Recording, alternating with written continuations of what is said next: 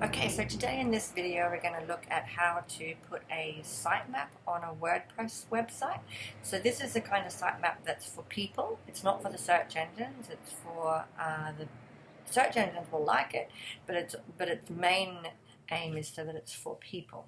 So if you're in the back end of your WordPress site and you might want to check through in your plugins. So if you go over here to where the plugins are, and if this isn't clear for you, then go down to the right hand side where there's a little cog and try and increase the quality up to high definition. And also, if you have no idea about how to get into this section of WordPress, you might want a web developer to do this for you. But what you'll do is check through the plugins that you've got in there and see if you've got anything to do with sitemaps. So I've got this one called Simple Sitemap that I've already installed. But if you didn't have that, then you can go to Add New Plugin. And then just type in Simple Sitemap. And then this is the one here that I use, but you might have another one that you want to use, and then you can just click install for that one. Now, I don't usually recommend installing plugins on your site unless you have already had your website backed up, because in some cases, depending on what your website is like, you may have something that will clash with it, and then it might crash your website. So unless you have already got it backed up, then I wouldn't do it.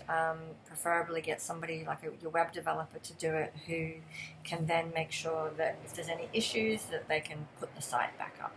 Okay, so once you've got that plugin installed, then if you go to settings and the Simple Sitemap settings, then you'll see that all you have to do is then create a new page on your website that you can put this code onto.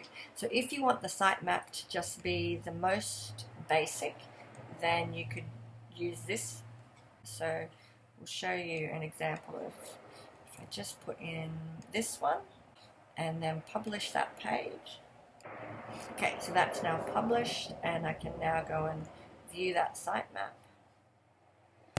So you'll see that it's now come up with all the pages from the website. However, there's certain things that I probably don't want to be in my sitemap, like these thank you pages. So we'll have a look at that in a minute. But if I wanted to instead, where has it gone? Also, if I wanted to also have my blog post there, because at the moment it's just showing pages, then I would need to go in here, and I don't have like testimonial or download, but I can just put post and page, and I'll be like, well, actually maybe I want we'll go have a look at that. So if we then click on update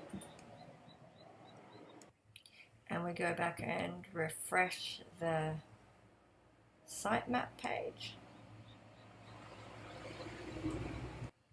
you'll see that it now puts my posts up the top, and then it puts my pages. So if I wanted to change the order of that, then I would just, and you've got to keep the words the same, because if you change that to pages, it won't work.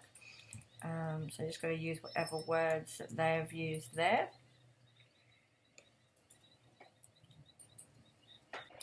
And now if we refresh that after changing the order,